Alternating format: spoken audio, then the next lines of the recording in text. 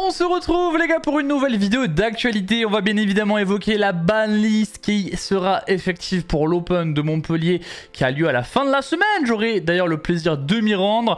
Donc on va voir un petit peu ce qu'on peut faire à cette Open. Et on va devoir surtout s'adapter parce que la banlist a été extrêmement puissante. Certainement l'une des plus impactantes depuis très longtemps. Ils ont tiré sur beaucoup de decks. Donc ça va être intéressant de décortiquer ça aujourd'hui. Et on a également 4 nouvelles cartes qui ont été annoncées que je vais vous révéler. Merci à mon partenaire Naruko Games. Sur le site vous pouvez retrouver des produits Yu-Gi-Oh et même sur d'autres TCG à des prix réduits. Il y a actuellement les précommandes pour la Display Quarter Century Stampede. N'hésitez pas à vous la procurer, lien en description. Si tu cherches des cartes à l'unité, je t'invite à aller sur le profil de Naruko, le lien est dans la description. Tu retrouves une tonne de cartes à prix très intéressant. Merci à lui encore pour sa confiance et son soutien, c'est important pour la chaîne. On est parti sur la banlist qui a été annoncée lors du dernier YCS. Encore une fois, ça a été annoncé en live et c'était vraiment super. Donc j'espère qu'ils vont continuer à faire ça parce que franchement c'est cool niveau entertainment.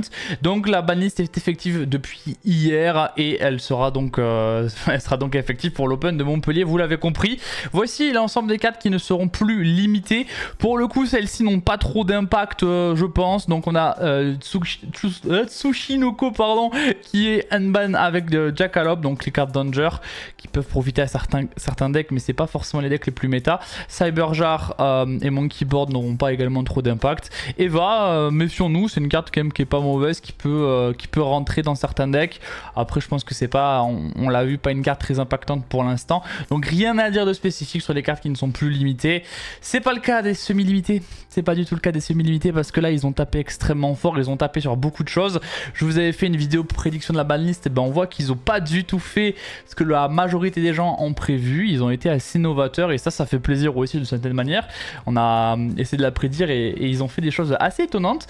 Au niveau des semi-limitations, donc des cartes qui ne sont plus qu'à 2 exemplaires, nous avons les 3 Name Ryzil qui sont 3 one card combo. Donc X, Ice et Sword sont semi-limités. Ça veut dire qu'on perd une copie de chaque. Ça veut dire qu'on perd 3 cartes de consistance pour le deck. C'est un petit peu la même logique avec Malice qui voit White Rabbit, Dormouse et Underground de terrain à 2 au lieu de 3. Donc ils perdent eux aussi 3 cartes de consistance. On sait qu'en plus Malice avait besoin de consistance par moment parce qu'ils n'avaient pas énormément de name, etc.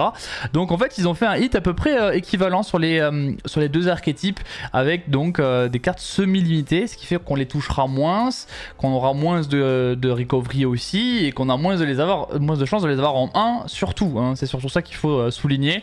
Bon, on a aussi du Morphing Jar qui est semi-limité, ça aura pas trop d'impact je pense. On a Snake Ash et Poplar qui sont semi-limités, donc qui viennent de passer de 1 à 2. On sait qu'OSS est ban, donc on se dit qu'on peut un petit peu les libérer, ça rendra pas Snake Eye broken. C'est un choix qui s'entend, j'ai hâte de voir s'il se passe des choses avec Snake Eye ou pas. Voilà. Unchained Charvara qui est à 2 aussi, on sait que Yubel et les decks un peu démons qui peuvent en profiter, en ce moment sont pas forcément très répandus avec les Mucharmi qui sont arrivés et qui ont fait beaucoup de mal à Yubel. On a des cartes pour Dragon League, donc le White Dragon et le Black Dragon qui sont à 2. Dragon League n'est pas non plus un deck qu'on voit beaucoup parce que depuis qu'ils ont perdu certaines Floodgate, ou en tout cas qui sont des Floodgate un peu plus compliqués à avoir en main, c'est un archétype qu'on voit plus trop. Voilà, il est un peu dépassé même s'il reste pas mauvais. Voilà, donc les semi-limitations sont très intéressantes, même les cartes de retour à 2 sont pour le coup assez sympas. C'est sympa de voir ce qu'ils ont fait. Ils ont taffé quoi, ils tentent des choses, on verra si ça paye. Et on sent surtout qu'ils voulaient pas forcément toucher peut-être des cartes qui sont fortes mais qui profitent aux archétypes sans être des cartes archétypes. Je pense à Allure of Darkness, ce genre de choses. Là ils touchent directement à la consistance des names et c'est un bon moyen de rendre le deck toujours jouable, mais juste en baissant sa consistance, qui est la politique de Konami depuis un certain temps. Ils veulent plus tuer des archétypes, ils veulent baisser la consistance et en vrai c'est un bon choix, c'est ce qu'ils avaient fait avec Tempai notamment. Ensuite au niveau des limitations, là il y a quand même des énormes surprises. Déjà bon là en énorme, Shifter est limité, c'est fou parce que je trouve que c'est pas le format où Shifter brille le plus. On avait le format Tempai où Shifter brillait beaucoup plus, c'était beaucoup plus un problème et une fausseuse parce qu'il tuer Yubel et tuer Snake Eye, bah, il n'avait pas été touché. Et là, dans un format où il est quand même profitable à Malice et à d'autres decks, bah il est limité quoi. Donc c'est pas maintenant que je pensais qu'il allait être limité dans l'histoire du jeu. Je pensais pas du tout qu'ils allaient le toucher. Et ils l'ont fait. Ils ont touché Shifter. Donc beaucoup de gens seront contents parce que si votre deck prend Shifter, bah, souvent vous n'étiez pas trop content de l'avoir en face parce que vous pouvez juste rien faire. On sent aussi que c'est une carte qu'ils avaient peut-être au niveau du design plus envie de voir parce qu'on a beaucoup d'effets qui nécessitent de toucher au cimetière pour pouvoir s'activer ou se résoudre, et en l'occurrence bah, ça l'empêchait. C'est aussi peut-être pour ça, pour leur création de cartes, c'est peut-être un peu dommageable. Voilà, c'est ce qu'on peut se dire au niveau des mécaniques du jeu. C'est sûr que c'est quand même un peu broken et ça enlève tout l'accès au cimetière. C'est une mécanique à part entière du jeu qui est empêchée. Donc voilà, il est limité. Bon, après en vrai moi ça me choque, je ne l'attendais pas du tout parce que je trouvais que c'était quand même un arbitre du format, mais finalement il est touché. Et bon, maintenant il y a les decks qui pourront le jouer, je pense le joueront peut-être toujours à 1.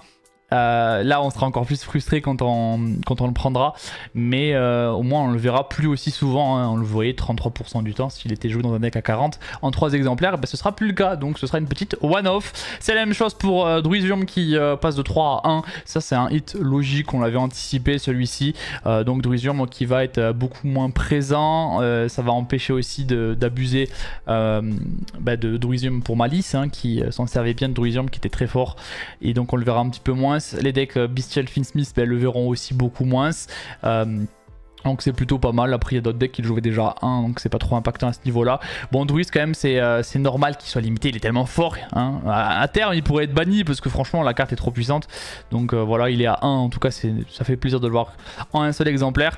On a Masterpiece qui sort de la banlist, on a Matmec Circular qui sort également de la banlist. Donc Masterpiece, à voir ce que ça va faire. Je crois que sur Master Duel ça fait pas grand chose, c'était une carte d'ancien format, on verra si elle fait des choses. En tout cas je sais qu'il y a beaucoup de fans de cette carte là, donc bon retour à toi. Circular par contre ça fait un peu plus peur parce que c'est jouable directement dans Malice, ça fait une lock Cybers, mais bon quand tu joues Malice tu t'en fiches. Ça fait un extender en plus, hein, parce que se spare en foolish 1 je crois, donc un name de l'archétype. Et c'est le name qui lock, donc ça peut être un peu problématique parce que ça fait des body résiduels en plus. Voilà, on verra si Circular fait des choses, mais ça me semble un peu fou de l'avoir fait alors que Malice est toujours dans le jeu, est toujours jouable, donc un peu étonnant à ce niveau là. Ensuite le gros hit à Rizeal en plus de Bonfire qui était prévisible, c'est Detonator. Alors ça vraiment c'est un hit que j'avais pas vu venir, je trouve que c'est le hit qui fait le plus mal à Ryzeal. Il y en a peut-être qui vont se dire que Malice a pris plus cher que Ryzeal. Je vous le dis les gars, juste parce que Deto est à 1, c'est pour moi Ryzeal qui a pris le plus gros hit, parce qu'en fait Deto à 1 ça veut dire que si tu le gères c'est quasiment fini quoi, c'est terminé, tu n'auras pas un deuxième qui viendra de push au tour d'après, et ça en vrai c'est quand même très puissant. Ça veut dire que Cherries t'enlèves le seul Deto, ça veut dire que si t'as une licorne elle t'enlève ton seul Deto. Metaltronus pour un deck qui ne jouerait pas Ryzeal, juste t'enlève le seul Deto de l'adversaire, donc c'est quand même super fort, on va pas se mytho. Donc en plus tu sais que si t'as un Deto au grave et qu'il peut pas le récupérer, t'as plus de problème avec Detonator, tu le verras plus. Et en vrai ça c'est un hit qui est vraiment très fort, c'est à dire que tu gères le Deto adverse, il peut plus le récupérer, t'as gagné quoi, parce que c'est la carte qui push le plus dans Ryzeal et qui fait le plus mal. Donc vraiment c'est un hit qui fait très mal au deck, ça va faire beaucoup de mal à Ryzeal pur, ça va faire aussi mal en vrai à la variante Finsmith. La variante Mitsurugi pour le coup va s'en sortir parce que c'est pas sa carte maîtresse, je pense. D'ailleurs je pense que Ryzeal Mitsurugi va être pas mal, mais du coup Deto à 1 dans Finsmith, Ryzeal et Ryzeal pur, c'est terrible quoi, c'est vraiment terrible. Donc on verra un peu ce que ça va donner, mais pour le coup c'est un gros hit. Bonfire, bon je l'ai pas, on va pas le réévoquer, c'était logique, attendu de le voir à 1, parce que la carte elle a fait son temps et elle était broken. On a Fusion Brillante aussi qui est de retour, attention aux abus que ça peut faire, hein. C'est le genre de cartes qui font un peu peur. Ça m'étonne pas qu'elle soit rééditée, qu'elle soit limitée à 1, donc sortie de la banlist, parce qu'en fait la carte était jusque là limitée, était bannie, et surtout elle vient d'être rééditée, voilà j'y viens, dans ERA 04. Il y a du support aussi qui va sortir pour Gem Knight. Donc en vrai ça me choque pas qu'il est sorti. Et là par contre ça a été la surprise pour beaucoup, c'est Crossout et TTT qui sont limités les gars. Limitation de Crossout et TTT. Donc Crossout ça fait un peu penser à Callby à 1. Donc maintenant on aura un Callby, un Crossout si on le veut dans les decks. Et TTT donc ne sera plus aussi présent. Ça veut dire que les méta entraps sont récompensés. Hein. C'est aussi simple que ça. Si tu n'as plus Crossout et TTT qui étaient archi présents dans la méta, bah, tu les prendras moins. Et donc les entraps seront beaucoup plus impactantes. C'est ça que ça veut dire. Avant on faisait, on faisait notre board. Tour de l'adversaire, on faisait un effet d'étau et l'adversaire faisait TTT Tech Control. Ben là, ça arrivera beaucoup moins avec un TTT à 1. Après, du coup, ça va faire autre chose. Ça va faire que les gens, quand ils vont se prendre Crossout ou TTT, ben, ils vont se dire, fait chier, la one-off, maniquée. Voilà, ça va faire un peu l'effet call-by où les gens seront frustrés parce qu'ils vont pas pouvoir jouer autour et se la prendre. Voilà. Bon, déjà, ce qu'on voit, c'est qu'il n'y a pas de Finsmith. Donc, est-ce qu'ils sont bannis, les Finsmith? La réponse est non. Il n'y a pas de ban list de Finsmith. C'est une folie. On va parler des cartes qui viennent d'être interdites. Et ensuite, je vais parler un peu de Finsmith. Donc, Nightmare Griffon, moi, c'était ma volonté qu'il soit banni. Je suis content de ne plus le voir parce qu'il était trop gratuit avec Abao et avec Malice. En fait, Malice, il faisait déjà un board de fou. Et en plus, il mettait Griffon pour dire que t'as perdu. Mais vraiment perdu, bah, au moins, on le voit plus. Griffon, c'est pas une carte qui est fair. Donc... voilà, franchement si tu limites Shifter, ouais, j'espère que tu touches Griffon parce que c'est vraiment juste une carte unfair.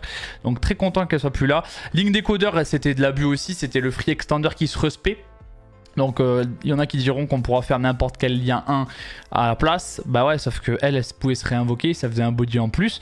Et des fois ma liste a besoin de un body et ce sera peut-être le body qui manque, Link Decoder. Donc c'est une batte quand même qui fait mal au deck, hein, clairement. Ça fait très mal au deck. Après il faut pas croire, Malice a été quand même beaucoup touché. Mais Malice va être super fort post-Aline dans un mois, à peu près, dans moins d'un mois même, dans 3 semaines. Donc il faut se dire aussi les gars que Aline ça arrive super vite hein, par rapport à ERA 04. Et il va avoir du support à Technister qui va profiter directement à Malice. Donc faut pas croire, faut faire attention. C'est pour ça que c'est une bonne chose qu'ils aient anticipé avec Link Decoder et Griffon. Ils ont aussi touché Dweller qui était très fort contre beaucoup de decks, hein, vraiment énormément de decks qui en profitaient. Mermail en profitait, enfin subissait plutôt. Dweller pouvait aussi le jouer mais le subissait de fou. Memento, on avait quoi, Finsmith qui mourait quand même sous Dweller, Mitsurugi qui aimait pas Dweller, White Forest, je sais pas si je l'ai dit, enfin il y a énormément de decks qui perdaient sous Dweller et donc Dweller n'est plus, voilà, ça me semble logique dans un format où il était vraiment abusé.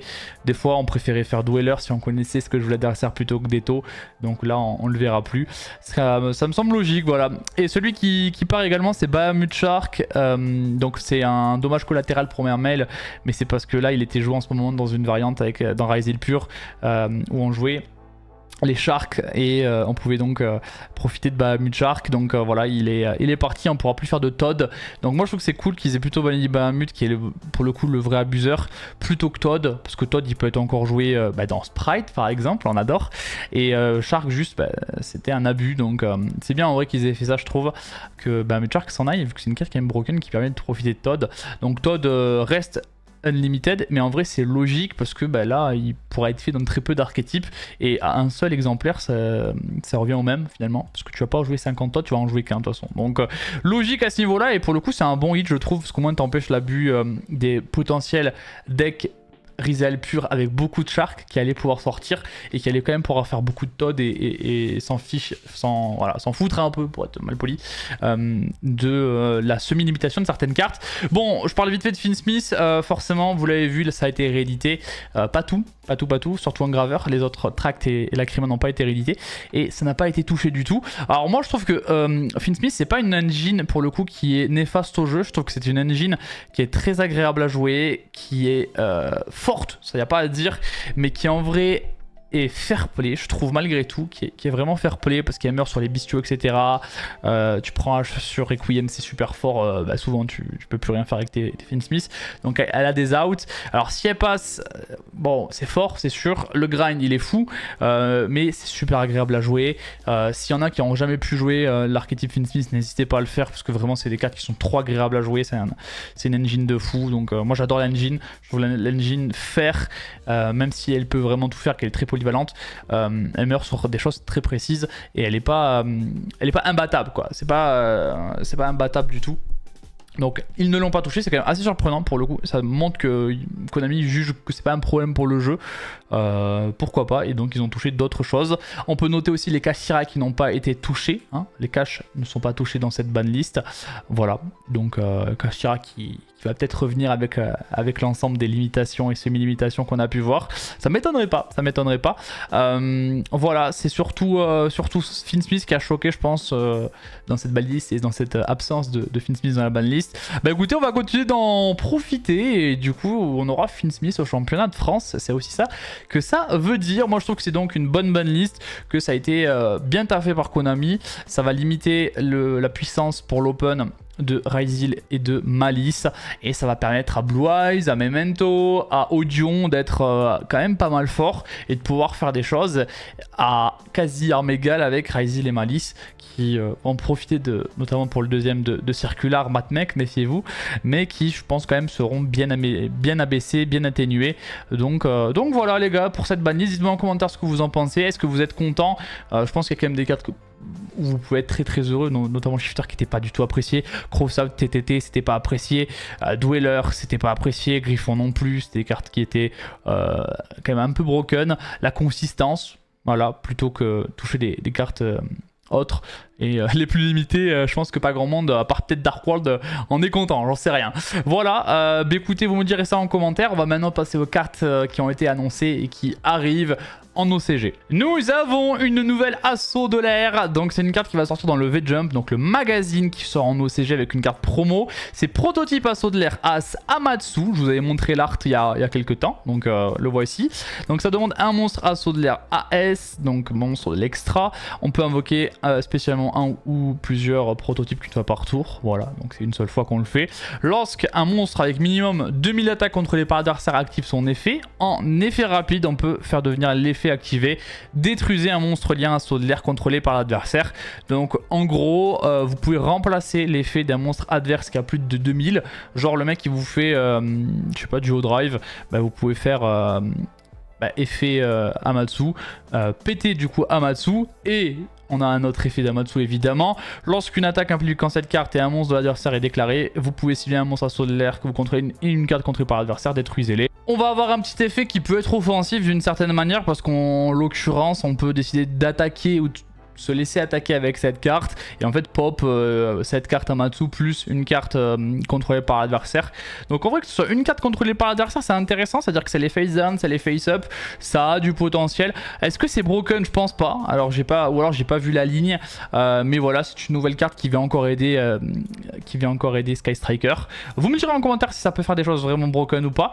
Moi j'aime bien l'art aussi, voilà, surtout que l'art il est un peu robotique, c'est cool, et pour le coup on verra si ça fait des choses. En tout cas il commence à y avoir beaucoup de cartes Sky Striker, notamment de l'extra qui arrive. Nous avons une nouvelle carte pour Duelist Advance. On rappelle que Duelist Advance ça va sortir le 3 juillet du côté du TCG, donc ça va sortir 2 mois après Aline, donc en vrai ça va sortir assez proche d'Aline. Donc nous avons le Spadassin du Flamboiement des Ténèbres, ah ouais, un nom très badass, 2002 800 au niveau de ses stats, niveau 6 guerrier feu.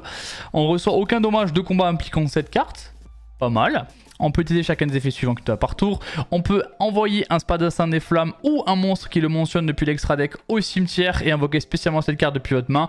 Et aussi on peut pas déclarer d'attaque le reste de ce tour sauf avec des monstres guerriers. Une petite lock au niveau des attaques. Sapine Foolish 1 pour invoquer Spé, donc c'est quand même une bonne carte. Pour le coup c'est pas mal. Et en effet rapide on peut sacrifier la carte pour Spé un Spadassin des Flammes, monstre de niveau 6 exclu depuis le deck. Donc en plus après on va pouvoir aller respect une autre carte Spadassin des Flammes pour faire d'autres effets. Je pense que dans l'archétype c'est assez fort quand même, hein, parce que Foolish 1 pour le spé et ensuite le sacrifier pour respect un truc que l'on veut, ça me semble être une carte quand même assez broken, hein. Y a pas à dire, la carte a l'air d'être très forte et ça a l'air d'être un starter pour le deck parce que pour le coup Ouais, en plus c'est extra deck aussi hein, que ça fonctionne.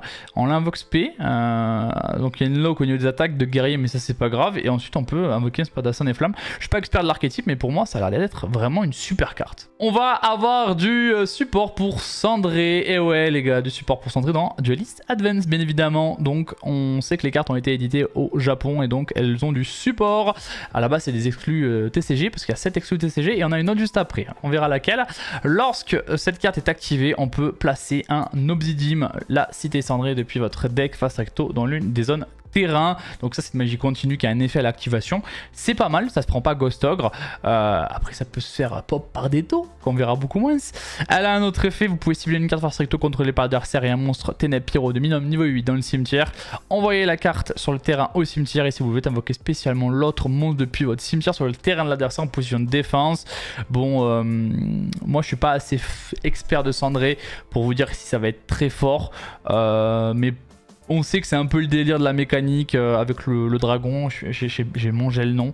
Je sais pas si ce sera broken. Je ne connais pas grand chose à Cendré parce que moi j'ai repris le jeu après que Cendré soit arrivé. Donc je n'ai pas forcément les combos de Cendré, mais il me semblait que c'était un peu weak. Donc ça va sûrement améliorer le deck. Un autre archétype exclu TCG qui était un peu faiblard, même très faiblard, on va pas se mytho, c'est Tristina. Enfin Tistina, on l'appelle Tristina, mais c'est Tistina bien évidemment. Dragon, miasmatique, Tistina, Ténèbres Aqua. C'est donc, on sait qu'on a des cartes qui tuto des Ténèbres Aqua.